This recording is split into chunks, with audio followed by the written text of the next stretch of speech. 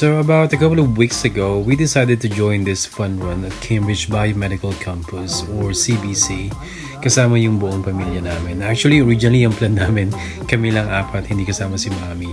Pero galing kasi siyang night shift, ayan, hindi na siya umuwi. Hinintay niya na lang kami at nakita na kami dito sa event place. So it is free to join this event. Pwede ka naman mag-donate sa mga charities na nag-sponsor nitong event na to at annually nila ginagawa to. I think for quite some time now, like for a few years, they've already been doing this on an annual basis, which is so much fun. Kasi meron kang animal run, meron kang fun run na free for kids, small ones like this ones that you can see on the monitor with family. And meron din silang, I think, 5K, meron ding 10K. So, ayan, nag-umpisa kami syempre konting stretching para sa lahat kahit na 1 mile lang naman yung tatakbuhin ng bawat isa rito.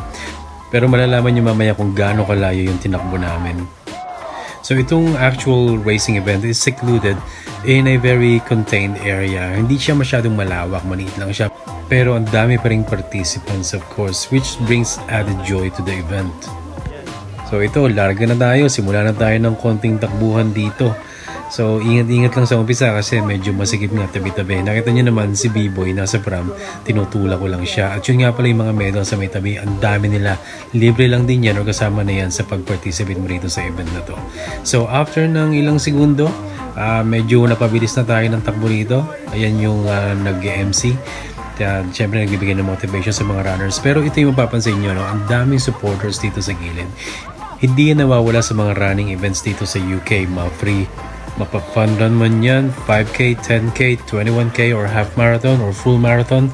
Laging maraming cheerers. And i-cheer ka nila kahit hindi ka nila kamag-anak. Marami kasi dito sa mga ganitong event, meron kang pangalan dun sa bib mo or yung number na nasa harap ng katawan mo. At minsan maririnig mo nilang cheer ka nila kahit di mo naman sila kilala. Random people lang. They cheer you up genuinely. So isa yun sa magandang meron dito sa UK o yung makikita mo pag sumali ka ng mga ganitong event. Hindi ko maalala kung maraming ganun sa Pilipinas dati. Parang yung mga tao wala masyadong pakialam eh. Pero matagal na kasi nung huli ako tumakbo sa Pilipinas, more than a decade ago I think. So I think nag-iba na siguro yung kultura doon. Pero nakita nyo naman, ang daming bata rito. May kasama pang friends sila Haven, Jan at Katniss. I think, yeah, we're trying to catch up. And nakita nyo naman yung forma ko. Kala mo tatakbo ko ng 10K dyan. Pero hindi. Hindi kasi posible. Dahil nga si Mami, hindi namin inakala makakasama sa amin. Dahil galing siyang night shift. Sana na plano namin na magstay siya with the kids while I'm doing the 10K run. Pero di bale, bawi tayo next year. Sana maka-join tayo. 5K man or 10K. Yung mga bata, para sana makasama na sila ng 5K next year. Mas masaya yun. Pero tingnan natin kung makapag-train or makapag-prepare tayo for that. We're supposed to do another lap here. Pero siguro out of confusion, tapos meron ding ginaya yung anak ko, yung nakablong bata doon. Ayun, nag-exit na sila doon sa finish line. Tinatawag ko pero hindi ako narinig eh. Hinintay ko na lang dito yung isa naming kasama pa na family or mom. So, in the end, sinundan na rin siya ni Mami. Ayun siya. At after a few seconds, sumunod na rin ako sa finish line. Which is okay kasi fun run lang naman to. Wala namang time chip. Actually, meron time chip yung mga blue humps na yan.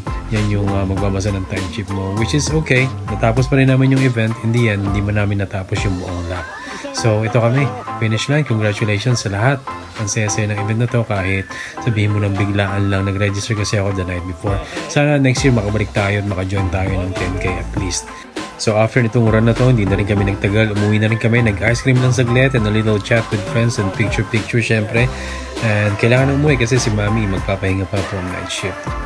So yun lang. Always remember to share a smile and spread the love because life is delicious.